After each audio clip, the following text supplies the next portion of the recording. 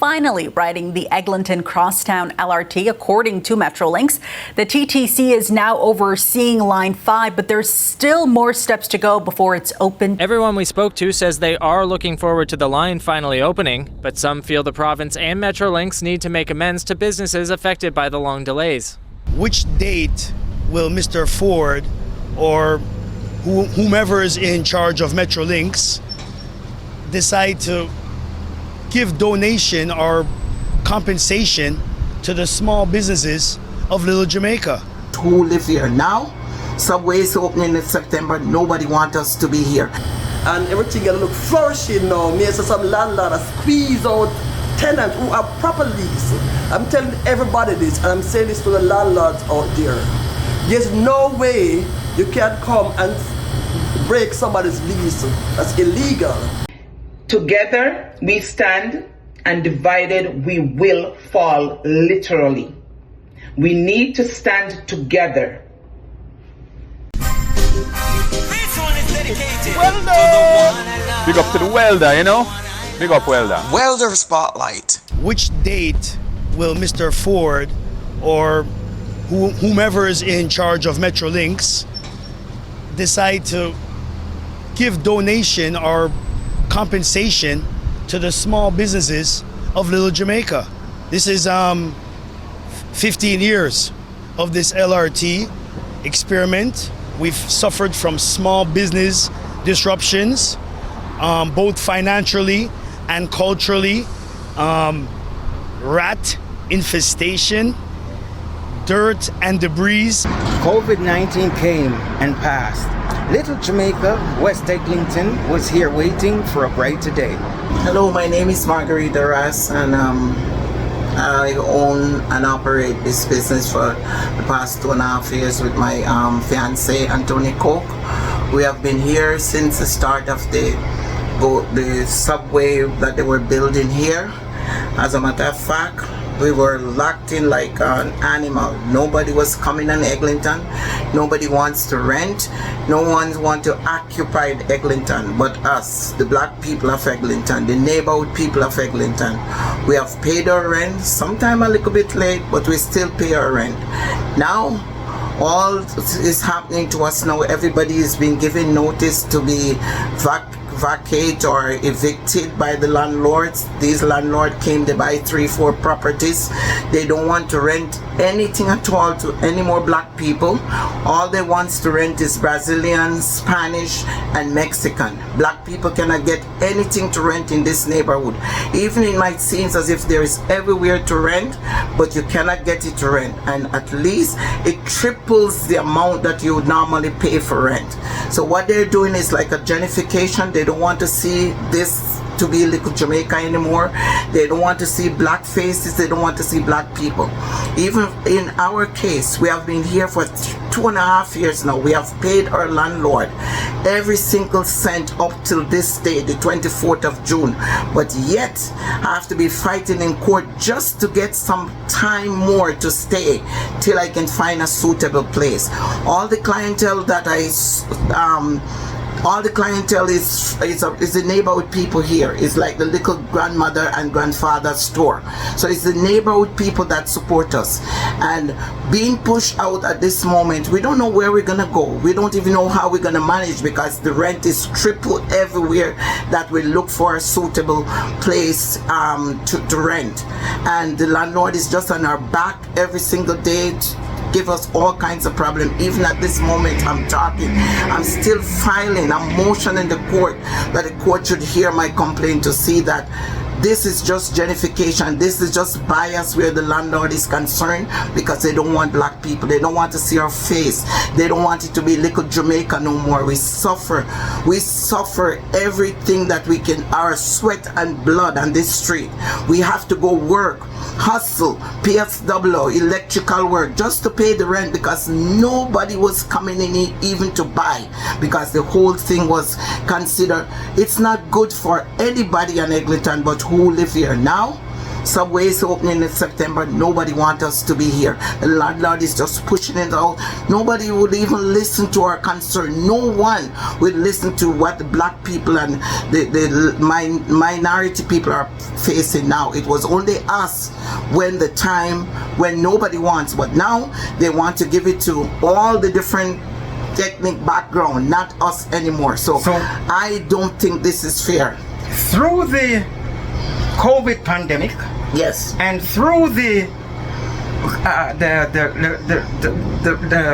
construction work, we were here. And you had customers coming? Nobody was coming. But you were just holding it for a brighter day. It for a brighter day. As I said, I had money myself, but all my money evaporated because I have to pay the rent from my own source. My own source, I have to pay the rent because there was no money we're making here.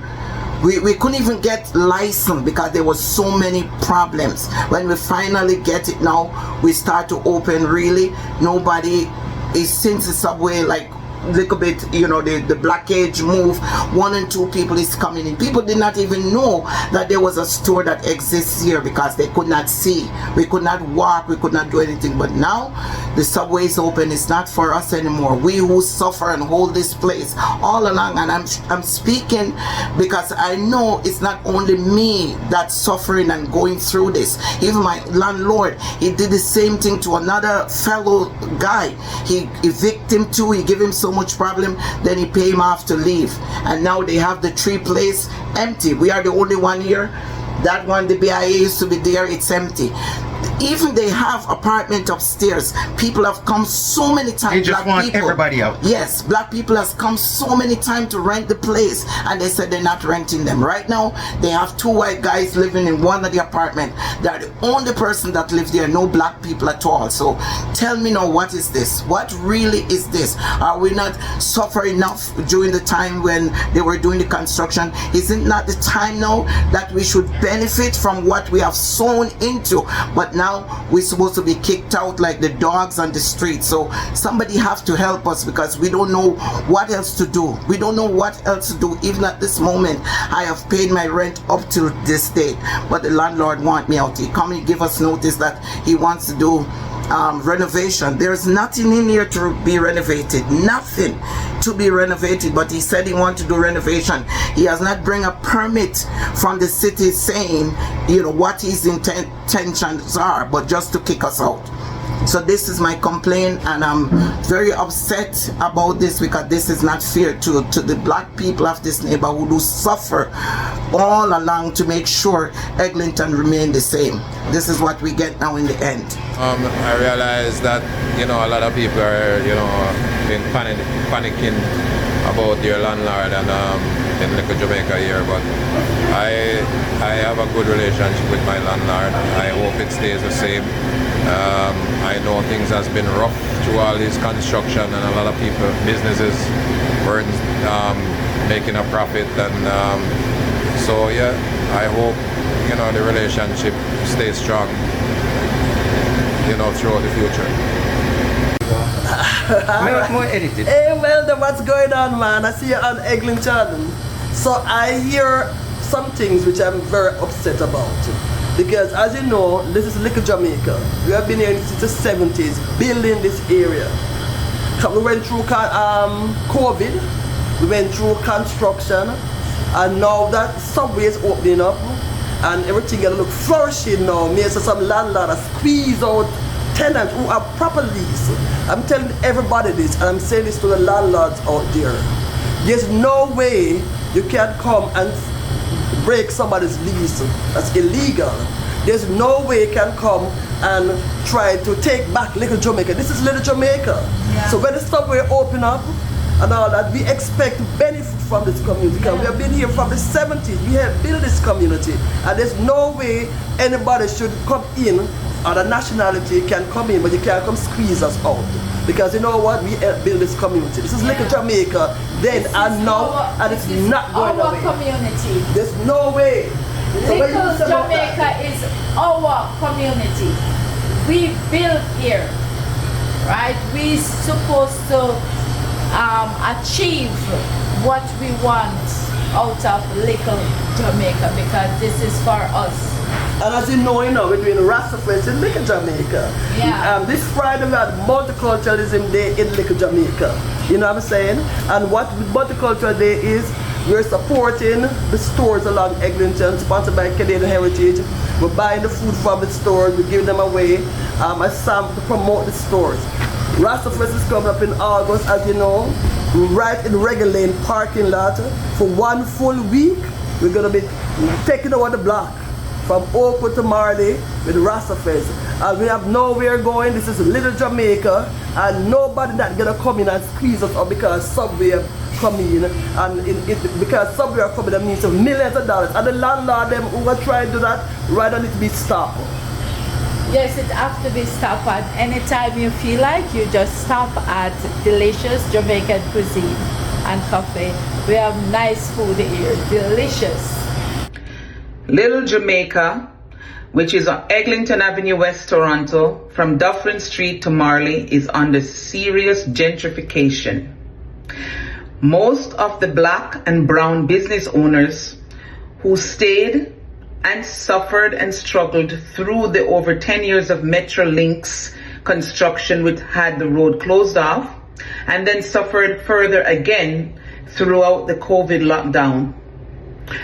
The ones who are renting a shop to run their business, what is happening now is some of the landlords are either doubling and tripling the rent when it's time to renew the lease to push them out, or they may come to you and say they need to renovate the shop, and so you have to move out. After renovation, they will rent it to a much lighter complexion person. These black and brown business owners struggled through all this lockdown.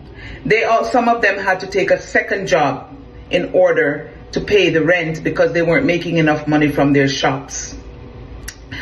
Now that the Subway is about to open, a vast number of lighter skinned people are trying to push out the black and brown business owners from the area. And some of the landlords are in cahoots with it, as they don't really care about the area. They bought the buildings so that they could have it as investment to sell at a higher price when the Subway opens, or as a tear down in order to build up condominiums. So they absolutely do not care about the area or their tenants. So the black and brown business owners in the area need to stand together. We are stronger together. Together we stand, and divided we will fall, literally. We need to stand together